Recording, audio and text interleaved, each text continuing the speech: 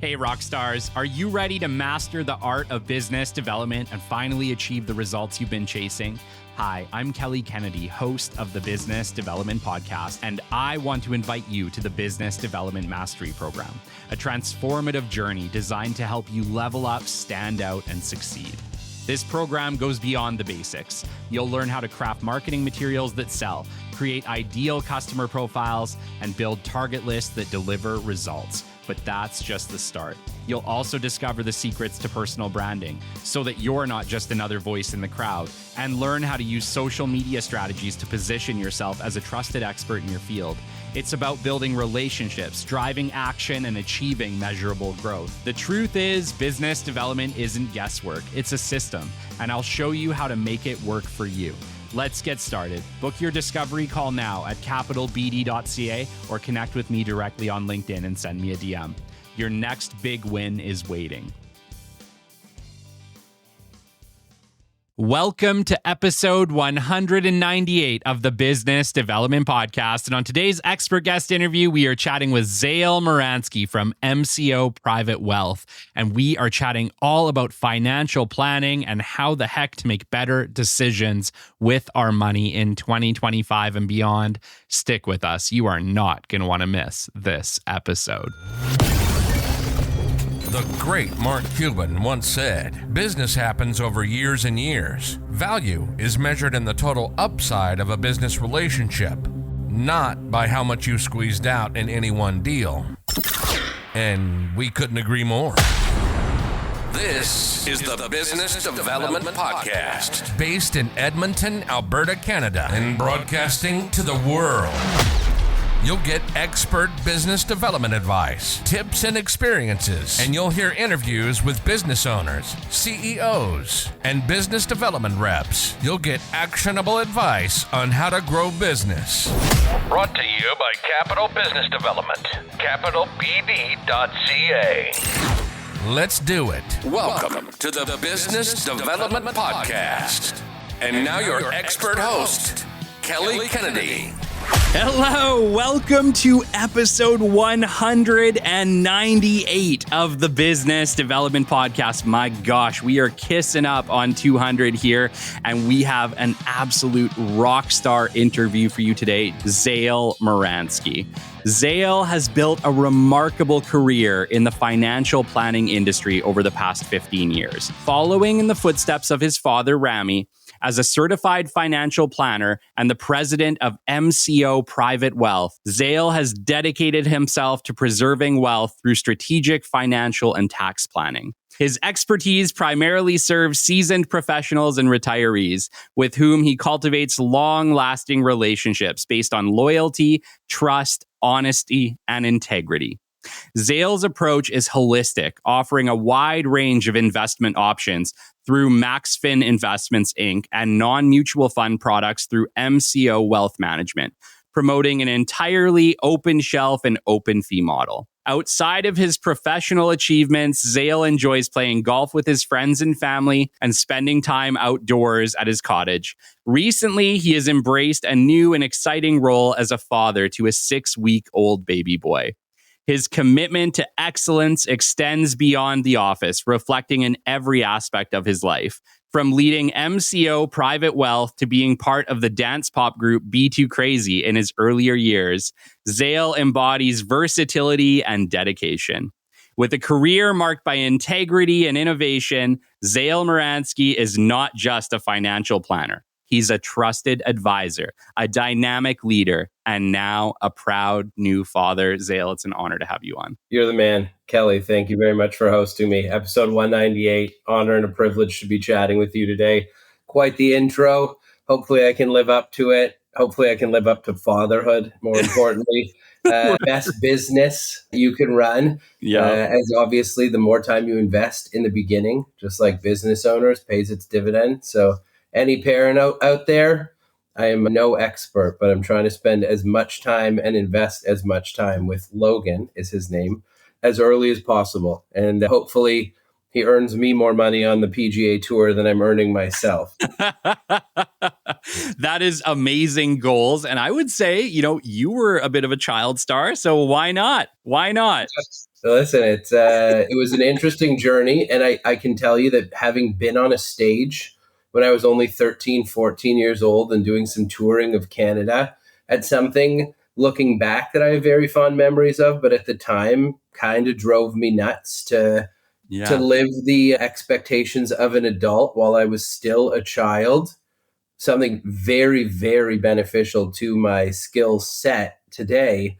But yeah, it was tough to have an actual job as a child when I wanted to be playing sports and messing around as a kid. But after school, I was being shuffled off to to tour practice or shows or all sorts of various different events.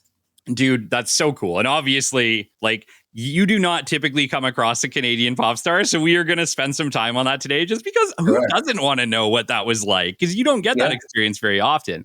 But yeah, I'm going to come back to fatherhood with you because, dude, when we were talking for the first time planning this show, I'm pretty sure my baby boy was only like maybe 2 months old at the time. Yep. Like, I was right there where you are right now. And I remember we were talking and your boy wasn't born yet. And we were just kind of chatting about becoming new dads and being new dads and how excited we both were. And I just want to say, dude, congratulations on becoming a father. Thank you. I won't brag about my kid, but he's adorable. He sleeps well, so he makes my life. Everybody's saying wear the bags under your eyes, but I will also suggest that, the best partnership that I have isn't my business. It is my spouse. She is a fantastic human being. Shout out to Dana. Amazing mother. Works inside the practice. We have so many complementary aspects of our life that I couldn't ask for a better partner. So totally. Thank you. Totally. Yes. Thank you to the wives and the women out there who are frankly holding up our businesses, because it's the same on our side. Without a doubt. And I guess we are in we're recording this during the Pride time. So shout outs to any spouse out there who's making their significant lives easier. Absolutely. Absolutely. Yeah, dude. So bring us back to the beginning, man. Who is Zael? How did you go from pop star to wealth manager? Oh, man. Okay, so we're taking us back to 19, and anybody who wanted to look into it, there's some music videos still hanging around on YouTube, I'm pretty sure. Anybody old enough, and I'm sure, listen, I don't know if you remember. Do you remember what Crazy Bones were? Yes. Yes. So Crazy Bones were like the predecessor to like all of these Pokemon, all these toys, and having some family in the music industry. There was a individual who was trying to make a TV show. And in making a TV show, every TV show that's for kids needs a theme song. And we were approached with recording a theme song. And having recorded that theme song, I guess somebody saw some talent in us, whether or not we questioned it ourselves, took that song and said, hey, we're looking for a group of teenagers to record this album that we've written. How do you kids feel about this? And we had members who were at the time, I guess, anywhere from me being one of the youngest. There was 4 of us from about 14 to 19 years old at the time. We recorded an album, and having recorded the album back before the Napster times of getting sued and those whole issues, somebody ran with the songs, and we recorded some music videos. I'm still friends with some of the individuals who you met throughout the years. Music directors are still friends of mine. Some of our production team, they actually years later have become clients through those 14-year-old interactions. Wow. So we won Cheesiest Video of the Millennium on Ed the Sock. We did a national tour that was sponsored by Cara Foods, I believe, at the time. And they were the main providers of high school cafeterias. So that was our start, was venturing off on the road, doing performances in high schools. Not going to say we were met with the best receptions always. You found yourself in some rowdier neighborhoods with kids who did not want to be listening to pop music over their lunch hour. Sure. But we did some fantastic opening acts for some very large artists today. Nelly Furtado, we ended up getting to meet with and doing some shows for her, and Snow, if anybody remembers The Informer. McMaster and James, I think, a guy by the name of Joey. So we got to do some pretty cool things. And at the time, like I said, it was not that fun. It was a ton Yeah. of work being a 14-year-old trying to learn how to navigate the adult life of a child. But putting myself in front of a camera, putting myself on a work schedule as if I was already an adult was fantastic segue into this industry where you're constantly being interviewed by the Yeah. people that you speak to. So, being criticized from an early age can be very unhealthy. I'm not going to actually recommend that many people throw their children in front of, thousands of people to dance and sing. But if people have propensities for it and their child or children are into it, support your children's goals. It is the best thing that you can do there. So like that's my first, I guess that was my first real job. It went on for a couple years. Napster gets sued. Record companies stop all the funding, and Yeah. at about 16, I go back to being a kid again. My gosh. Was it okay? Like, was it a little bit weird to just like go back? Right. Like, and I get it. Like, it's Canada. We're not as big as the US, right? It's a little bit of a different situation, but I'm sure, dude, like early 2000s, you would have been pretty well known. Like it's, there would have been YTV and whatever else I'm sure that you guys ended up on. Yeah, And we definitely ended up on YTV to the max. We did all sorts of strange things. It was amazing. But yeah, what's interesting is you kind of leave your own circle one day and people know who you are, and then you kind of get like mixed reactions. People are like, "Well, what are you doing? Who are you? Like, what is this whole thing that is going on in your life?" And then you come back. Fortunately, I also had a propensity for sport. So, captain of the high school baseball team, continued to play baseball through university. I use sports as an opportunity to really continue to maintain those relationships. But go to your AAA and rep and provincial baseball games as a pop star, and everybody just thinks like, this kid does not play sports. He's a little singer and dancer. yeah, Fortunately, yeah, we could play some ball, so we were okay there. But yeah, it's tough. Kids are kids, man, and the world hasn't changed. Social media has almost made it worse in that respect, where it's yeah. easier to be subject to all sorts of bullying, discrimination. I was big enough and strong enough that I could handle my own, but it was not for the faint of heart.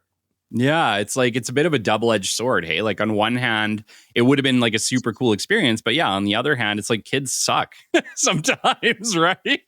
I don't know, man. And this is why it's so important to be doing things like this, to be a Yeah. role model for a 6-week-old who, at some point I'll be able to go back through the archives and the dossier of all of the things that I've accomplished and tell them you can do whatever it is that you want to do in this world. But the more successful you get, the more eyes on you, you'll develop friendships, you'll develop allies, but nobody is free from enemies, right? Yeah. And the bigger you get and the more successful you get, the more likely people want to come after you and take a piece of what you have, or say you didn't earn it, or Sure. all sorts of things. So yeah, Yeah. being Yeah. headstrong is something I will teach Logan from a young age. Yes, yes. And you know what I mean? I think teaching kids that, you can do just about anything, it is the right thing to do, because at the same time, why wouldn't you set them up for success, right? Obviously, not everything on earth is achievable for the most part, but that doesn't mean that they shouldn't try or they shouldn't believe in it. And I will tell him, you will learn so much more from your failures than you will Totally. from your successes. So Yeah. being willing to strike out, being willing to hit a ball into the woods, being able to lose a couple bucks in the short term while having a long-term vision, nothing is going to be a better predictor of success than perseverance. So Yeah. for any parent, any business, any entrepreneur, we all know that volatility is a part of life, and to pretend it's not would be foolish and misleading to anybody. Yeah, yeah. And I think it's like important for all of us to kind of remember, right? Like the world is changing so quickly. Even if you're an expert, you were really an expert until today or yesterday. And tomorrow's a whole new day with whole new lessons, right? And it's important that we're always learning. And I'll tell you, like, I hate to admit how much I fail, but I fail a lot. but I le- but I learn each time, and I do make the corrections. And I hope that the next time I do a little bit better. And really, we're going to fail on a certain level until the day we die. Just hopefully we've learned enough from those failures on the way that we're able to do better as we go. And I will tell anybody who tells me they've never failed that they're a liar. So telling me that they haven't failed, they've already failed at being honest. Yeah. And yeah, it's impossible. Every single person is never going to succeed at everything. If you've ever played sports, if you've ever started a business, if you've ever parented, it's only been 6 weeks. I am sure I have already screwed up many things, but trying to live for today, plan for tomorrow, learn from the past, all of these things are very important. Being introspective and analytical and willing to roll with the punches. You can't live a life if you're just going to ignore all of the mistakes that you've made. Yeah. And things, let's go back to parenthood for a second. Things change on a weekly basis. And I really mean this. I'm saying this to you right now. Things are going to change on a weekly basis. That baby, while he's doing amazing right now, may hit a week where he's tired and he didn't get enough sleep, or maybe he's feeling a little under the weather and he's crying. And you're going to have to adjust and deal with that. And the next week he'll be back to normal and it'll be good. But things are changing so quickly. And I noticed that even as watching my baby go from 0 to 7 months old this month has been unbelievable to see the change and how fast he is changing. His personality is coming out. And, he's had a rough, couple weeks here where he hasn't wanted to sleep, and that's been tough. But you know what? That's just life. Life is going to throw curveballs at you, and it's not always going to be perfect. But I'll tell you what, if you just stick in it, it's going to get better. Absolutely. And mental health is really what you're speaking to, is staying on top of it, being kind to yourself. All these things are so important. I have fantastic parents, but they have suffered their own trials and tribulations. They were amazing at being able to shelter me from it as a child. But looking back on it and seeing some of the things that my family has gone through, you do have to protect your kids from a certain element of being, too mature too quickly. Let them be kids. Yeah. And that's part of the tough spot of the world we live in, is the external stimuli is 100 times from what we were growing up, right? We didn't have a phone at our disposal, and we didn't have access to every single piece of information across the world. I grew up, and you probably grew up, and we got phones and computers that had real capabilities as an early adolescent, which allowed me until 12, 13, really to just be a kid. Yeah. And my circles were smaller, but now you can have pen pals in Australia. You can have people that everywhere, and you meet someone on vacation, and staying in touch with them is so much easier. When I was a kid, I'd go away with my family if I was privileged enough to do so, and I'd come home and some childhood friends that I'd made. It wasn't just easy to be in touch with them. You really had to put in an effort, pick up a phone call or write a letter in some cases. And that's not the world we live in. Yeah, dude, it's crazy. I looked at it yesterday, and I had an amazing interview with someone in Spain yesterday. In Spain, beautiful. Right? Yeah. And it's that, no way. That would have never, ever been possible. Not even even 15 years ago. It's absolutely bonkers how fast that everything has changed. And I look at me and you, I think, are the same age. I'm 35. How old are you? I'm a little older. I'm 38. Okay. So we're from the same time. And so on a certain level, we're a weird generation, because we grew up without technology, learned how to use all the technology, have probably used every major technology to today, and still know how to use it. I think we fit in this weird paradigm of completely understanding where we came from. Whereas I think, Gen is it Gen X or no, Gen Z can't understand because they've never not had technology, right? And, our parents' generation, Gen X or whatever, is, they don't want to participate in this technological world. And so I think we're millennials, and in that weird space, it's we not only do we know where we came from, we know where we're at and how far we've come. And I don't think almost any other generation can really understand it. Yeah, the tech boom is crazy. I watch some old TV shows every once in a while from the 90s. Yeah. And just even some of the references they make, do you think they'll ever come out with a squeeze ketchup bottle? Like ketchup is meant to be bottled in glass. And I hear these things and I think to myself, like, wow, I lived in a time, even though it doesn't seem like that was even possible. I lived in a time where putting ketchup in a plastic bottle was like, is that a thing? Yeah. And yeah, I think all of us know all ketchup comes in a squeeze It's a bottle thing now. But this is how we grew up. And I can still remember. I'm an avid LinkedIner. I think having a business brand somewhere in social media is important. I made a post earlier today about being able to prevent fraud, simultaneously remembering the first time I was ever taken advantage of on the internet. And I was a very avid chess and checkers player growing up. And I had built, a platform where on Yahoo, I was like the top 100 players in the world on there. And I trusted the wrong person and gave him access to my account. And he changed the passwords and he forever became a top 100 name on these Yahoo platforms. So right at the advent of the whole fraud started pretty early for myself. I gave someone the wrong password. Yeah. And from giving them the wrong password, listen, I lost my access to my Yahoo chess and checkers account. It was devastating. Oh my gosh, that is devastating. I could see that being really hard. Yeah. I look back to like that time of like the time of MSN Messenger, right? I was doing ICQ. Do you remember ICQ even before ICQ? No. Oh, buddy, you're a youngin. ICQ came before that. Yeah. I remember AOL Messenger and I remember MSN Messenger and I remember getting those free discs for free internet for like a month. Yeah, for sure. Yeah, and having to spend like 7 minutes before you could even connect to anybody anywhere and listening to the bing bong. Oh man, I just remember my mom shouting, "Kelly, get off the computer!" Yeah, I'm trying to use the phone, right? Yeah.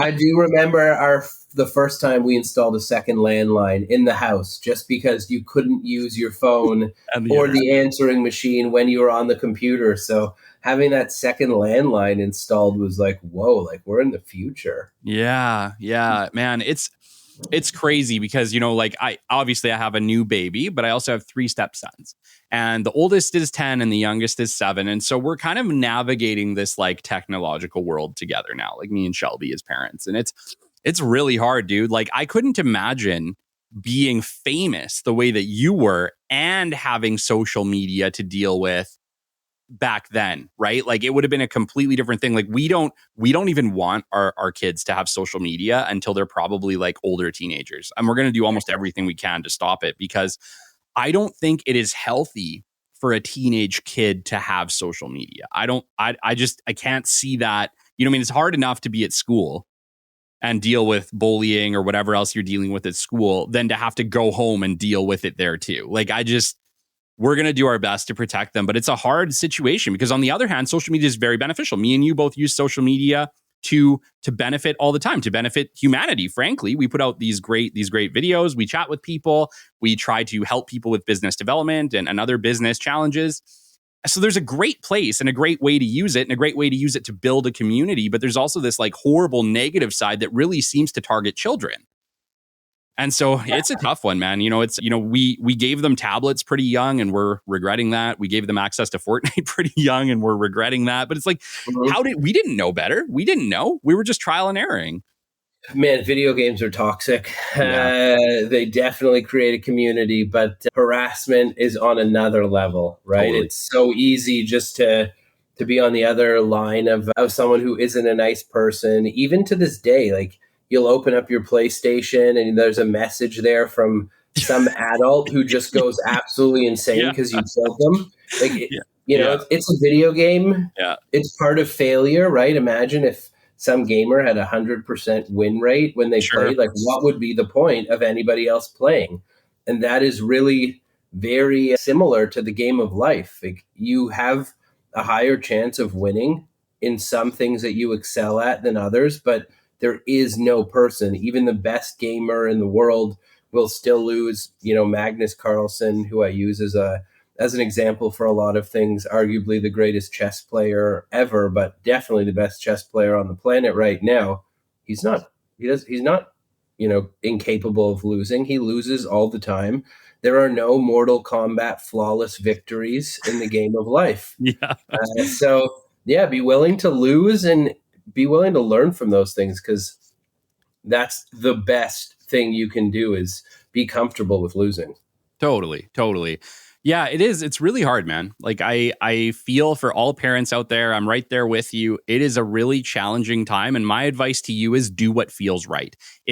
Even if your kids have had PlayStation and they've had tablets for a long period of time, if you hit a point where you're like, look, I think this is toxic, I get it. It's hard to go back. It's hard to admit that we made a mistake, but we admit it all the time. Me and Shelby sit down in bed and we're like, yeah, we probably shouldn't have given them tablets at 5, 6 years old. We probably shouldn't have given Adler Fortnite at 7, 8 years old, because but the problem now is they love it. Like they love the community. They love Adler plays with his friends from school, right? So it hits a point where it's really hard to say like, okay, we screwed up, but now you are going to pay for it because we're going to take this back from you. But, measure it out and see if it makes sense. And maybe if you haven't come that far, if you haven't gone that far down the rabbit hole and you still have a choice to be able to take some of that technology back, I would highly, highly recommend you do, because kids, they don't know better. They just know what you give them. They know what they're experiencing. And so if you want them to have more time outside and be kids like we were, you have to, on a certain level, limit that technology.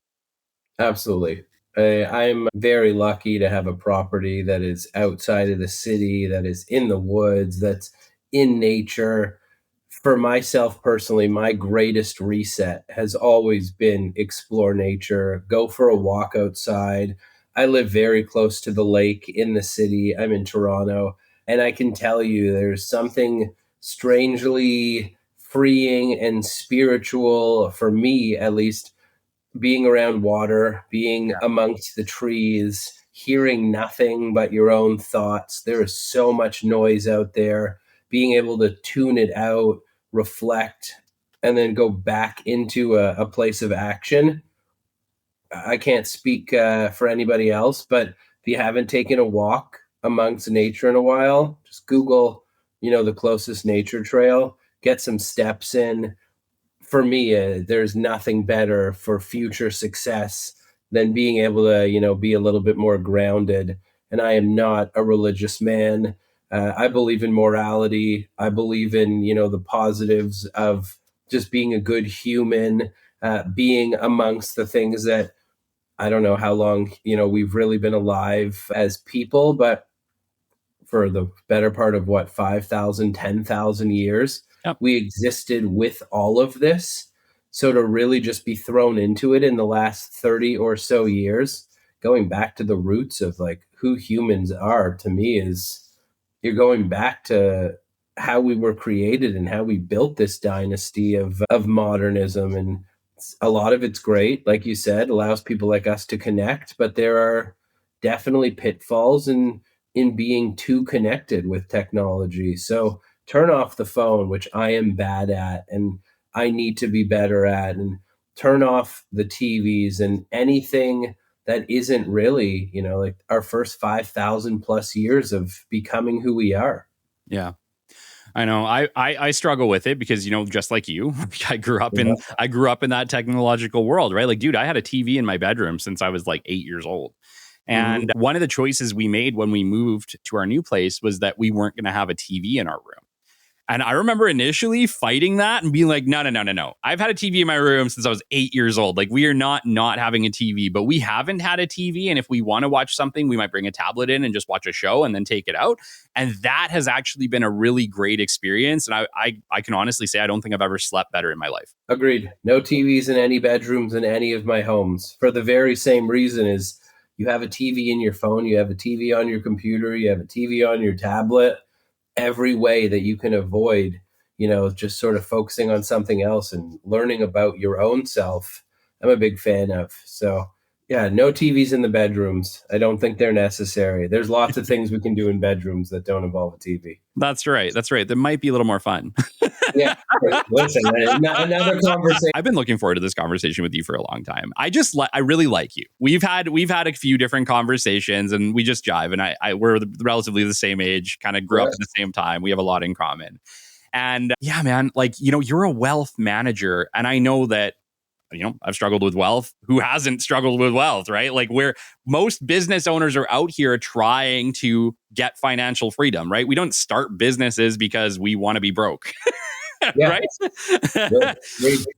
But all of us are struggling with how not to end up broke. And it is not easy, man. Like they don't, I'm not a tax expert. I'm not a money wealth expert. I'm not a money manager expert. I'm doing the best I can with the knowledge that I have and the services that I can provide. But obviously that is limited, right? Like you do the best you can and you hope that at the end of the year, you don't owe taxes, that you're going to get a little bit of money back. But like, walk us through it. Obviously, you've gone down a path that has led you to become, a high level wealth manager. What are some of the challenges that you're seeing your clients facing? Well, I'm going to give every Canadian a bit of a pass because none of us grew up with an education system that gave anybody any real insight into financial planning, right? We learn history, we learn mathematics, we go to gym class, we had geography, we had everything that was theoretical. But financial planning is very much the practical application of a theoretical earning of money. So the biggest part that I find, other than the fact that, one, I don't work for the government, so I will happily say that, taxes in this country are out of control for very good reason, right? We have some free healthcare. We have a lot of social services. I am not anti-tax at all. I'm in the highest tax bracket. I don't argue about it. I pay my taxes. I'm very appreciative of the things that I have. But what it comes down to, that every single Canadian, or 90+% of Canadians, really lack, nobody is organized enough to have a very good cash flow understanding. And that is the number one thing I think that hurts business owners, is they don't track what comes into their business and what goes out of their business, employees, taxes. There's so many things to pay attention to that in order to be a business owner, you have to be in sales first. So if you don't have a sales acumen, it's so tough to be a business owner unless you have the capital to hire somebody. Yeah. And if you have the capital to hire somebody, it either means you have some money of your own or you've borrowed money from somewhere. But either way, cash flow is the first piece of all of it. So first project I give any human being that I sit down with is, so tell me what comes into a family and the business and what goes out of it. Because no business exists without the person behind it. And all businesses are there to provide an insight or a better personal life. They're not, separated from one another. We don't work and earn money to not have personal lives. So cash flow, so important. Excel spreadsheet, so simplistic. Put some numbers in a piece of paper or an online document just to say, I know I need to earn $5,000 net of taxes every month to pay my bills. And then once you've met your primary needs, which are shelter, food, the bare necessities of life, what do you love to do? And there's so many pieces. And a lot of what I do, people think is really mathematics. Yeah. It's so much social and emotional coaching to have people understand it's okay to spend some money on things, but it's not okay to live only for today if you'll never be able to retire. So setting that roadmap through cash flow and then understanding, well, what cash flow you need and how the taxes implicate the rest of the plan, it's at the foundation of financial planning. So understand where your money's coming in and where it's going. And from there, you can actually strategize how to improve things. But you can't just spend more money because you make more money, or you end up on that, the hamster wheel of life, and you'll never be able to enjoy anything. And I see too many wealthy people who are miserable, and that is never who I wanted to be. Yeah. Yeah. Dude, I'm just like hearing what you're saying. And really what it kind of sounds like is figure out how much money you actually need to take care of your necessities. And then figure out how much money you need to enjoy your life and do the other things you need to do. And when you have that dollar amount, it's kind of like, how can you make the right amount of money if you don't even know how much money you need to live the life you want? Exactly. And Dude, I'm guilty Debt. for that. Like, I'm guilty for that. Welcome to the wonderful world of debt, right? And that's the Yeah. thing. Too many people want things before they either have the money for it. And I'm not going to say they haven't earned it, but having emotionally earned something and financially earned something are not the same thing. So if you are constantly just doing what you want, you could be going backwards for future you because present you doesn't actually understand what future you needs. Yeah. So there has to be building blocks. What am I trying to accomplish in 5 years, 10 years, 20 years, right? Like we're in our 30s. Our goal of when we want to stop working could be very different, but there is an equation that will solve how much money do I need if I retire at 55, 60, 65, 70, and how much money do I need to earn through those years? Because the more years you want to be retired, the less years you have to earn it, and the more you better save. No So kidding. that is the number one equation that every person is really trying to solve for. Yeah. And I'll be honest, dude, like I try not to think about that sometimes. Like I try to bury my head in the sand. I think a lot of Canadians are because for the most part, first off, inflation is through the roof. We are spending a fortune on food, a fortune on, our daily subsistence. And, I know that I'm not alone. You're not alone. We're all stuck in this mess together, right? And I'm sure in the US, you guys are probably in a very similar position, right? Like inflation is out of control and COVID sucked and we're all paying the price for that. And I think a lot of investments were hurt during COVID. Is that right, Zael? Yes and no. I mean, that's the difference between big business and small business. Big business wasn't so much hurt as badly as small business because as the government, sort of makes poor monetary decisions and hurts the small family, big business wins then because every small competitor that had to fold up shop just Yeah. meant there was more of the piece of the puzzle. So if we're talking about investments or we're talking about the stock market and you go back to let's call it March 2020 when everyone was like oh crap, what's Yeah. going on? From that point, we've actually seen stock market highs. Wow. But you really talk to fear and people made a ton of bad decisions because they had no idea what 4 years later what the world would look like and people's personal pockets got hurt, but Jeff Bezos' pocket, it looks better than ever. Elon Musk, Bill Gates, all of these guys are setting records in terms of how many billions and close to trillions of dollars their businesses are worth. And we saw last year the first $1 trillion business in NVIDIA. So business continues to grow. Capitalism will always, be a very dog eat dog world out there. And for every failure, there is somebody preying on the downfall of something else. So it is important just to, keep a level head about it. And that's why I say to people, failure is going to happen. Adaptation and rolling with the punches is so important. And it just goes back to having what you need and then being able to build on those luxuries. Yeah. I'm not the kindest in saying everybody is entitled to everything they want. That's impossible. It's not the nature of finite resource world. There will be people who have too much.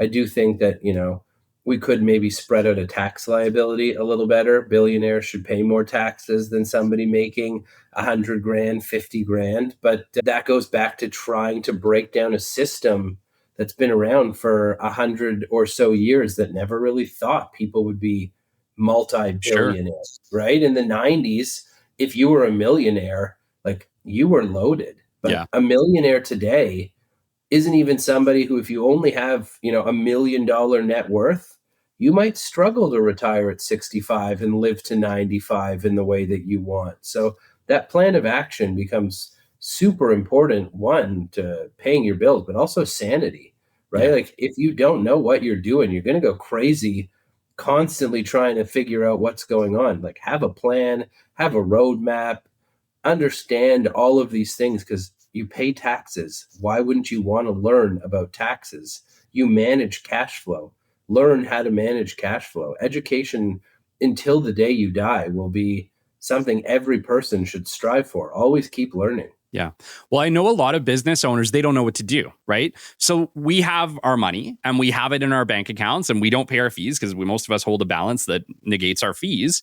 Yeah. But we're also not making any money off of it. We just have it sitting there and we don't know what the heck to do with it. And I know some business owners, they have millions of dollars sitting in their bank account. And they're like, well, I'm afraid to do anything with it because I don't want to risk all of our profits or all the money that we've made, the revenue that we have for our operating expenses or whatever else. Like, what do you say to those people? Like, are they making the right choice? What choices should, like, they don't know what to do. What should they be doing? It's such a difficult question to answer because if you have more than enough and sitting in an operating company, that's more of a liability issue to me. If you work inside worlds where people can get sued, having all of your money in an operating company is a dangerous road ahead. Every business owner in Canada should have, at the very least, in my opinion, two corporations. And one is the operating company, that is business, but two is a holding company. So every single person can flow money between an operating company and a holding company to protect their assets. So going into the conversation of what should they be invested in, whether it's the stock market, whether it's real estate, exempt markets, crypto, depending on how old, the business owners are, exposing all of your money to your operating company, that's dangerous. Don't do it. Be able to speak with a good accountant, speak with a financial planner that you trust, but make sure you have your operating company and your holding company. Also, for exit strategies, when you go to sell your business one day, you don't want to sell all of the cash that's in your business as part of your valuation. Having that holding company will allow you to sell an operating company and retain a corporate structure to defer taxes, to invest the money in however you want. And the government of Canada isn't stupid. Corporations, when they earn money passively, are taxed at the highest tax bracket. And depending on the province you're in, we'll call that 50%. So if you go and take your money and you invest it in a stock or you invest it in a GIC or hold it in a high interest savings account, those earnings are all going to be at 50%. But if you can kick that tax can down the road, you're only paying 11% year over year. And I'm using general numbers as opposed to provincial specifics. Yeah. You're only paying about 11% to retain the money in your corporation. And if you're even earning 100 grand a year, pulling out 100 grand a year, the top tax bracket there is over 40%. So imagine how much more you can keep in your investable assets by retaining that corporate structure and taking that additional 30% and having that 30% earn a couple extra bucks for you. Sure.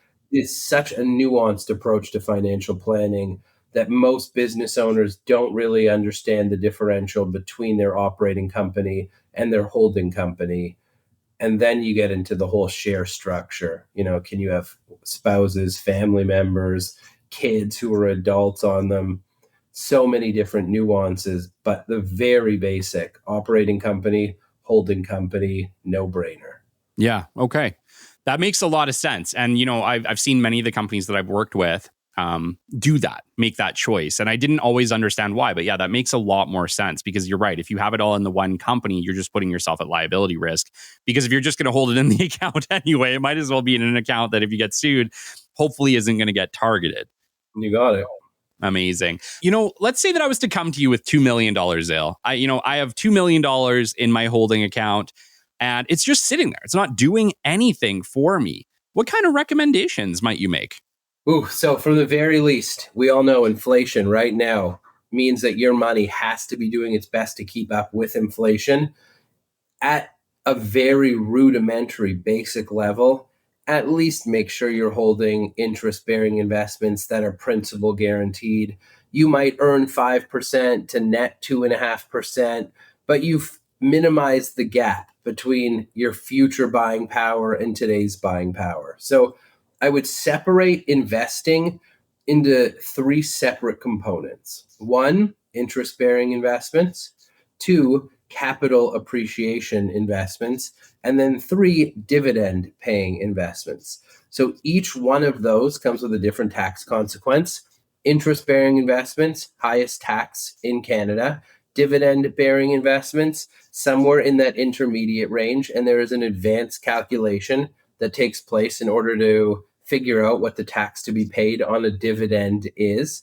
And then your capital appreciation assets, an investment in another business, whether it's private or public, that if you pay $1 for it today and it grows to $2, what do you keep after that? And we're recording this at a time where it likely won't come out for a couple months. We all know this, but go back to when we all saw this in June and we saw that capital gains tax increase in Canada. Massive. So you are now paying an additional almost 8 cents in taxes for every dollar earned for your capital appreciation investments. So being able to strategically plan, how soon will I need the money? What is it for? What's the future purpose? Those three things in terms of your investments themselves, I would never tell somebody how risky or not risky they should be. I would educate somebody as to the volatility, i.e., how much money could you make or lose. There are too many advisors out there who are claiming like their investments are the best, but everything can lose money in the short term unless it is principal guaranteed. That's what I would focus on, is understanding the taxation of what is a capital gain, what is a dividend, what is interest, and what type of investment will generate those tax consequences. Zael, I want to chat with you briefly about the new capital gains tax in Canada. I've heard about it. I know it's probably not a good thing. I know there's a lot of homeowners that are freaked out about this. Can we chat about that for a second? What has changed? So previous to June 20th, you would have paid 50% as your capital gain inclusion rate, meaning if you earned $1 of capital gain, 50% would have been subject to it to taxes. And then depending on your tax rate, that would have determined the tax payable. So I'll just use myself as an example. I buy something for $1, it grows to $2, and I sell it. Previously, 50% of that would have been taxable. At a 50% tax bracket, I would have paid 25 cents on the dollar in taxes. Okay. The new inclusion rate bumps it up to 66, 67%. So now if I earn $1, I include 66 for simple math as part of my capital gain inclusion. And then 50% of that 66% is now tax payable. So my previous 25% taxes or 25 cents on the dollar is now 33 cents on the dollar. But caveat, primary residences are not implicated in all of that. So if you are just a homeowner with one property, you still have a principal residence exemption. Don't worry about that. Where it matters is for secondary properties. Where it matters is for the buying and selling of business shares, non-registered accounts. So if you have stocks outside of those things, this is where the new capital gains inclusion rate has some impact. And there are some other fantastic advisors across the country who we speak to on a regular basis. I am a member of the Financial Planners Association of Canada. And no matter where you are, despite the fact that I have a national license, even or if an individual came to me and said, well, I'd rather sit down with someone in person, I have connections to 400 or 500 certified financial planners across the country. And I will always, put in a plug for a great financial planner.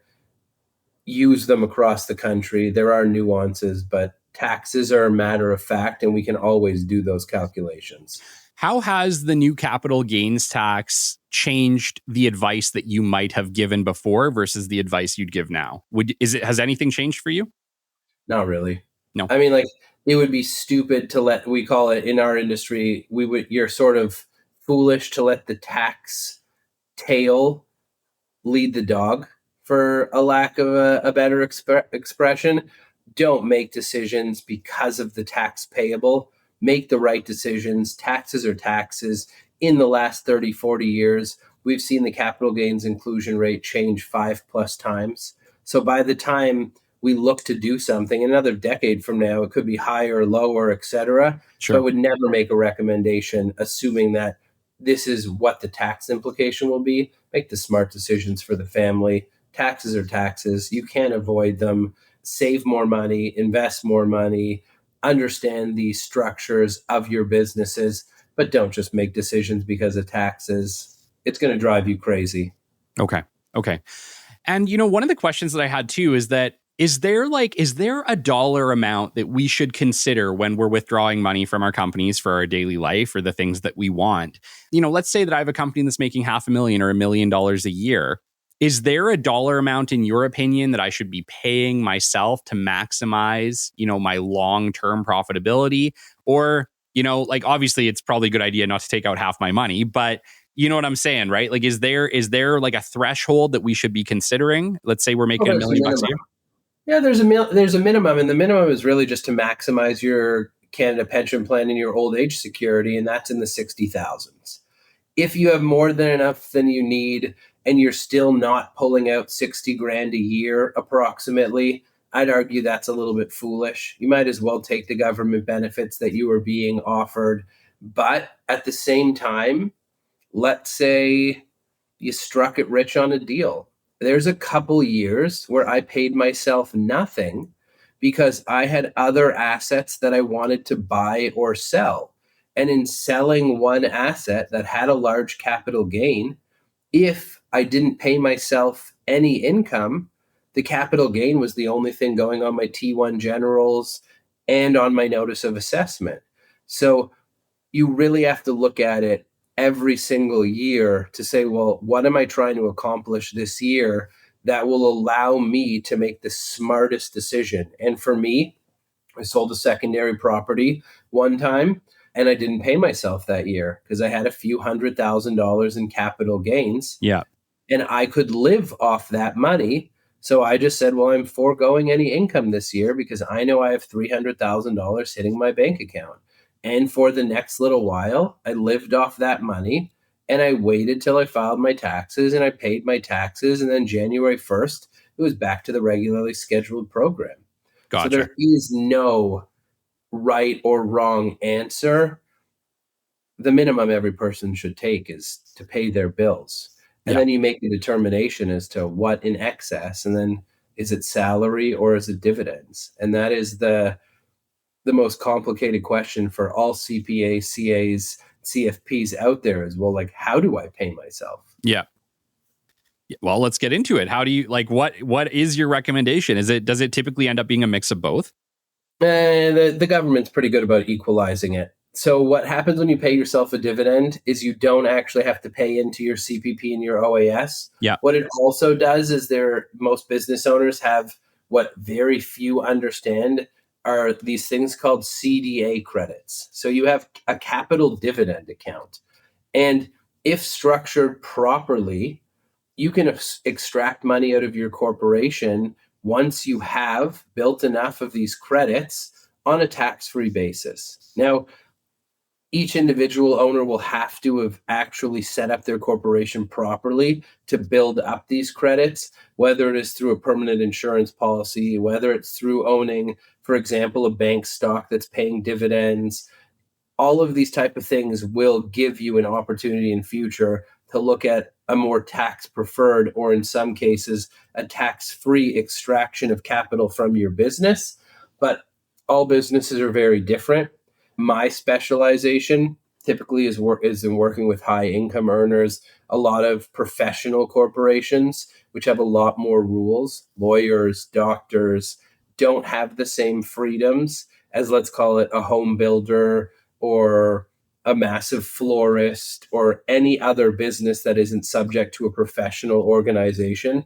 So first thing I would say is understand the rules and limitations of the body that governs how you can set up your corporation. And then from there, you can make a determination, well, like, what's the best avenue to pay myself? Do you have a spouse or children who work inside the business? How do you income split to meet your needs?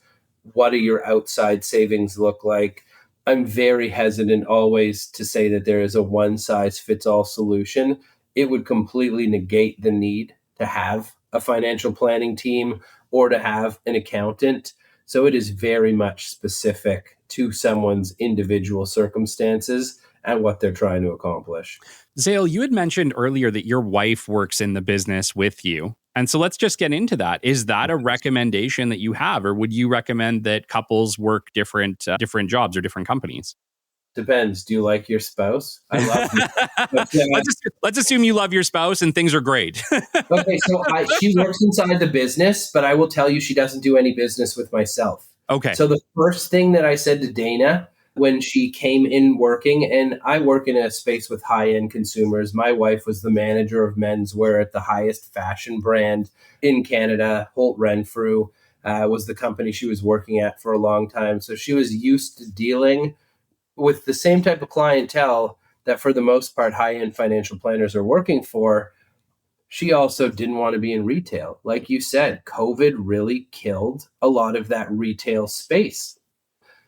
My company was growing to the point where I was already paying a full-time admin, and that salary was going outside of the house. So obviously I wanted that money staying in the house.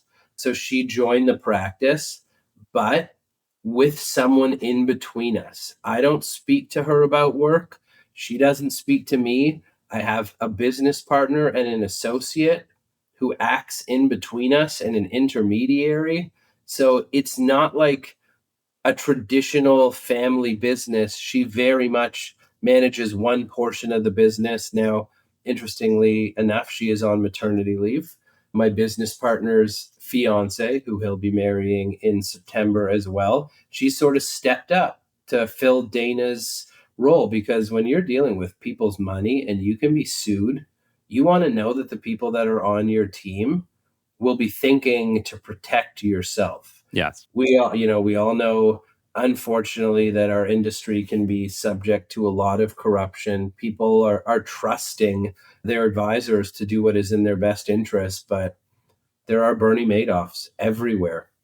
And even the most successful people, if they don't surround themselves with the right teams and they don't have the right checks and balances, can do a lot of harm. So the first thing that I wanted to do is have somebody I know that will care about our family's success more than anybody else. And, if I'm mean to her, maybe she will try and put me in jail one day and sign something on my behalf. Who knows? But for now, I think she still loves me. So she's going to take care of our proverbial business child like it is our baby Logan, and make sure that nothing bad happens. So should you do it? If you can actually do it, listen, family businesses are tough, but everybody who has good family knows that there is no better relationship than that of a good family member. But there are also lots of bad family members. So if you don't like your family member, do not get in business with your family. Okay. Well, great advice. And I think at the end of the day, it left everybody thinking. So I wanted to ask you that because I know that you work with your wife, but you did mention that it's not as simple as just, we both co-own the business and this is what we're doing. It's like on a certain level, you're like, look, I don't want to allow the business to affect our personal life. And so what we've done is we've put some protections in place here, some intermediaries. So it's not just us working together. I like that. I think that's a good idea. Yeah, I think every person should understand themselves, right? It's not complicated, but it's the most complicated thing on the planet, is to truly understand the people that you're working with. And the dynamic of social interaction is the interplay of all business. You compare it to, you're only as strong as your weakest link.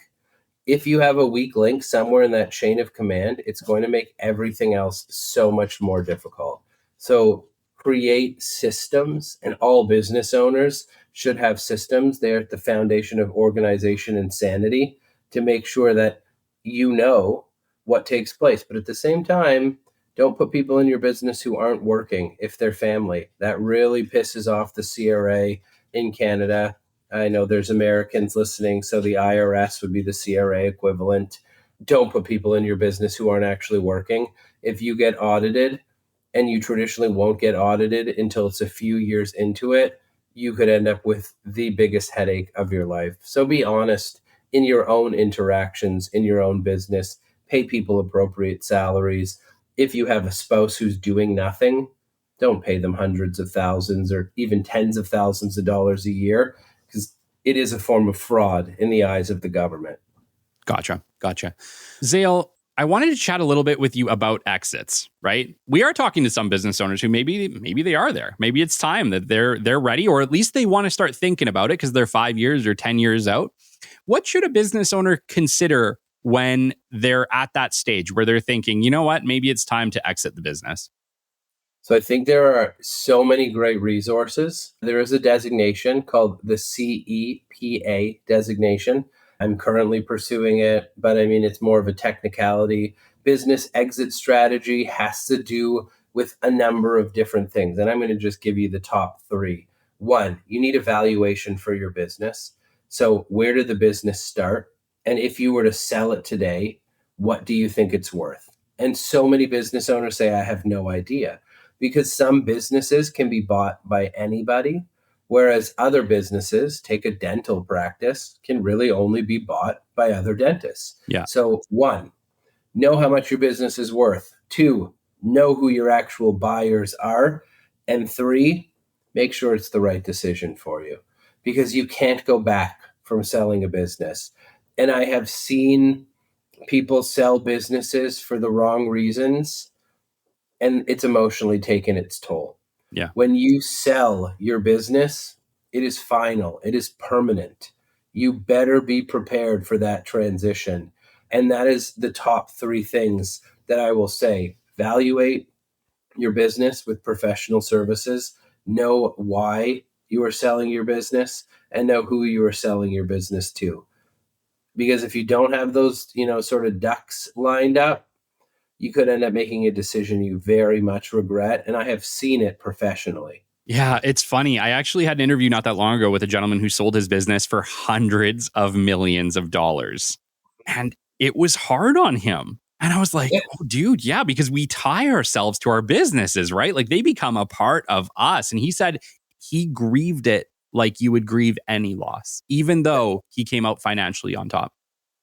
I've unfortunately heard stories of, close friends of mine whose parents, shortly after selling businesses for millions of dollars, suffered very serious depression episodes. Yeah. Because like you said, it's like it becomes a child for some people. They've tied their entire identity to this business.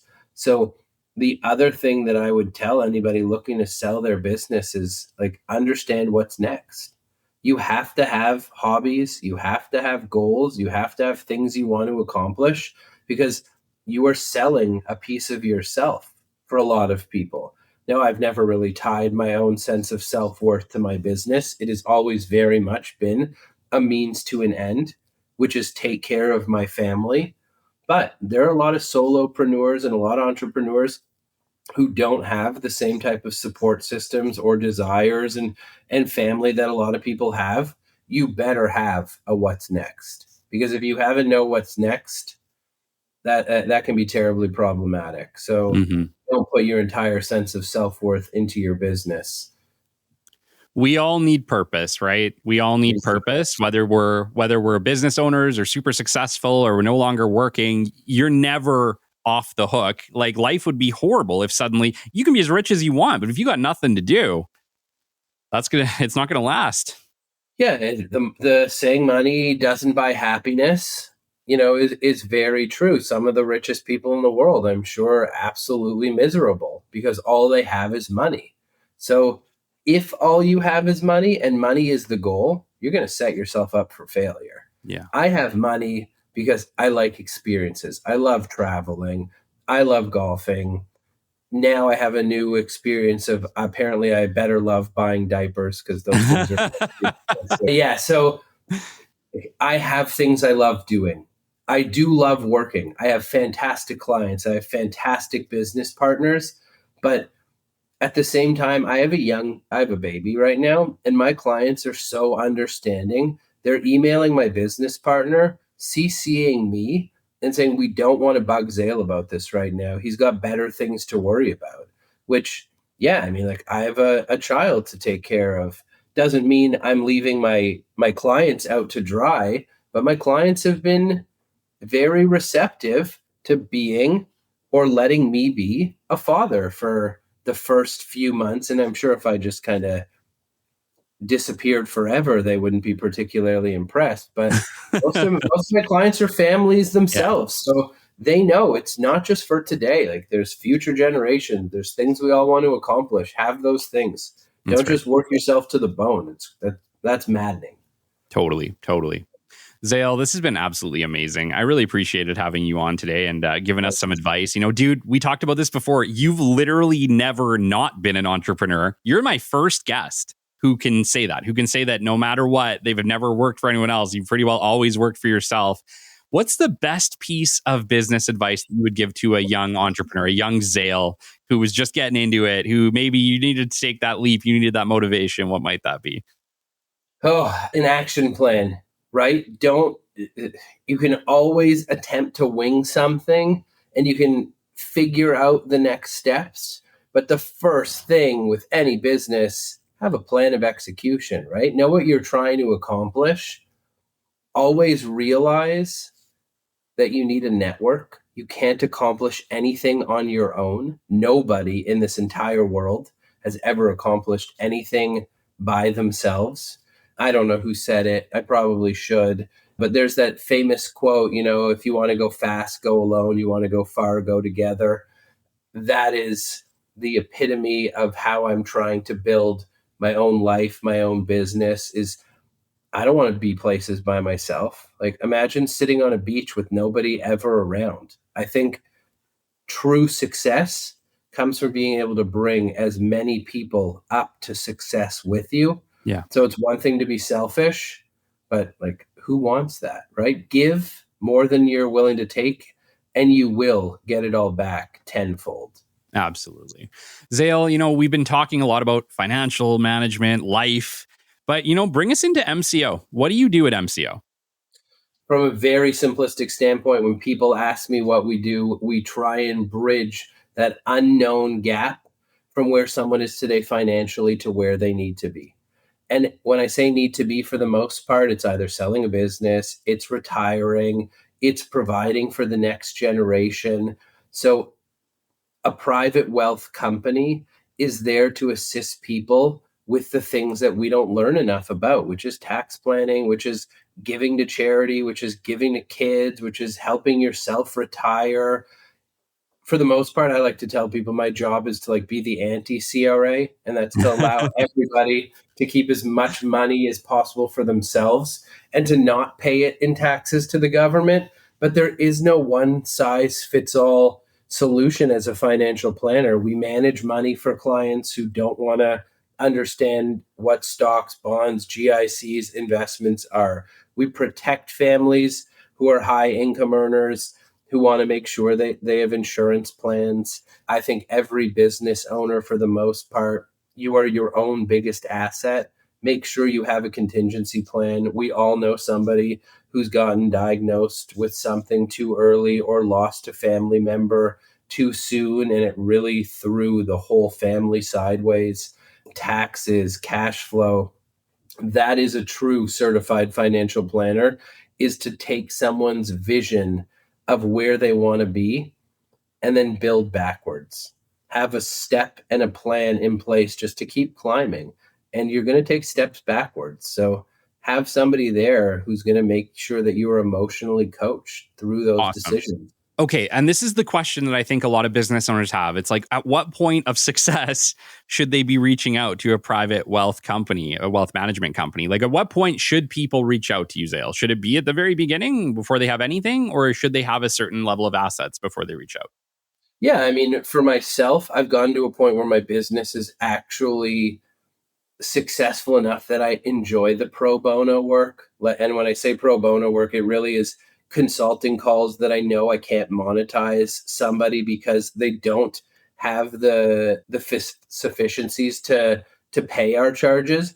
But I think if you're going to be a business owner from the very beginning, you should reach out and have a good financial planning team, particularly in the early stages when you go to incorporate. Make sure your shares and your structure of your corporation is done sufficiently so that it can meet future use needs.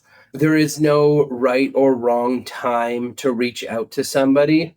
I think everybody should be reaching out in their 20s before they have anything. And it's not just business owners, because I think you and I have had this conversation, is we are all people, but I tell every person, even if you are an employee, operate your life like it is a bit of a business. Make smart decisions for yourself that will allow future you to look back and say, I'm glad I tax planned. I'm glad I didn't wait until I had no more money coming in to figure out what to do with all of my money. So the day anybody has a surplus and isn't really just in the earliest foundations of an idea, that's when they should be reaching out to a professional, whether it's me or one of my peers or it's anybody that they trust from day one. It never hurts to reach out to anybody. It's not like a lawyer where you hopefully only want to speak to them when you have a legal issue. Sure. A good financial planner will help you make smarter decisions in the future. So don't hesitate to reach out to one. Also know the questions to ask. How do I pay you? What are the implications to my business? What are our opportunities to work together?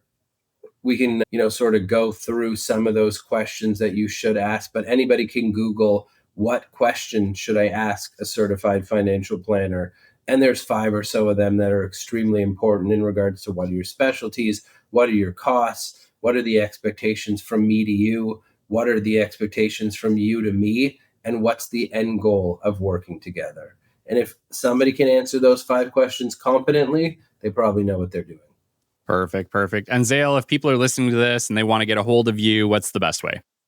They can check out the website. It's mcowealth.com.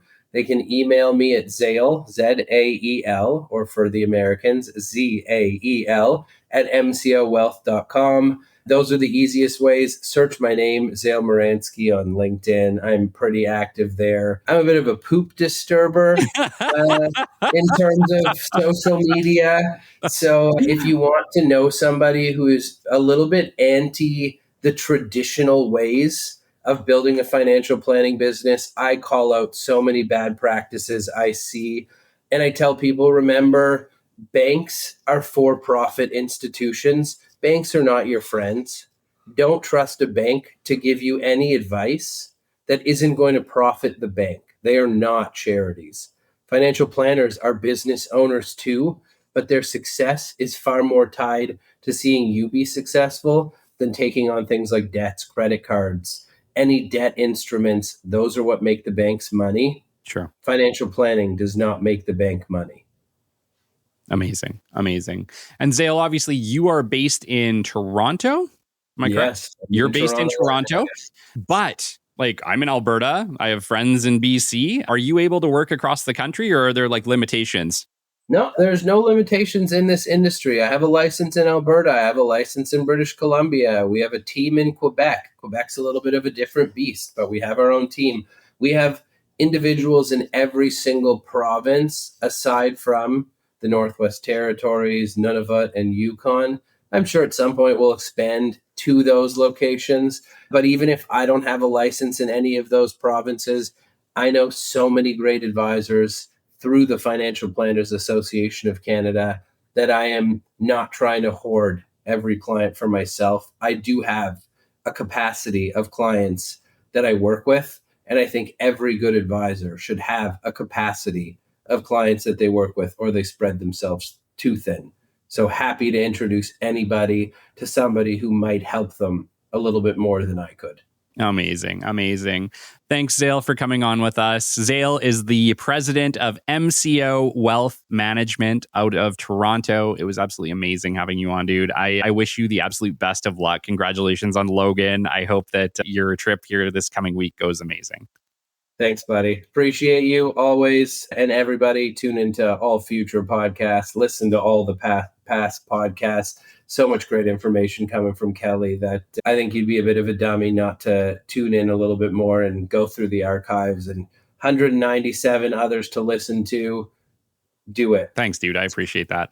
Until next time, this has been the Business Development Podcast, and we will catch you on the flip side. This has been the Business Development Podcast with Kelly Kennedy. Kelly has 15 years in sales and business development experience within the Alberta oil and gas industry and founded his own business development firm in 2020. His passion and his specialization is in customer relationship generation and business development. The show is brought to you by Capital Business Development, your business development specialists. For more, we invite you to the website at www.capitalbd.ca. See you next time on the Business Development Podcast.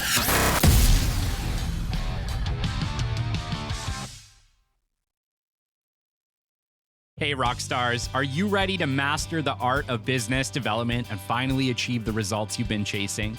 Hi, I'm Kelly Kennedy, host of the Business Development Podcast, and I want to invite you to the Business Development Mastery Program, a transformative journey designed to help you level up, stand out, and succeed.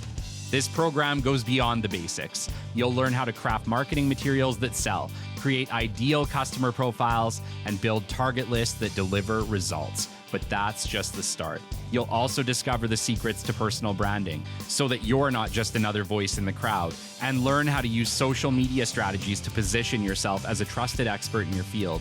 It's about building relationships, driving action, and achieving measurable growth. The truth is, business development isn't guesswork, it's a system, and I'll show you how to make it work for you. Let's get started. Book your discovery call now at capitalbd.ca or connect with me directly on LinkedIn and send me a DM. Your next big win is waiting.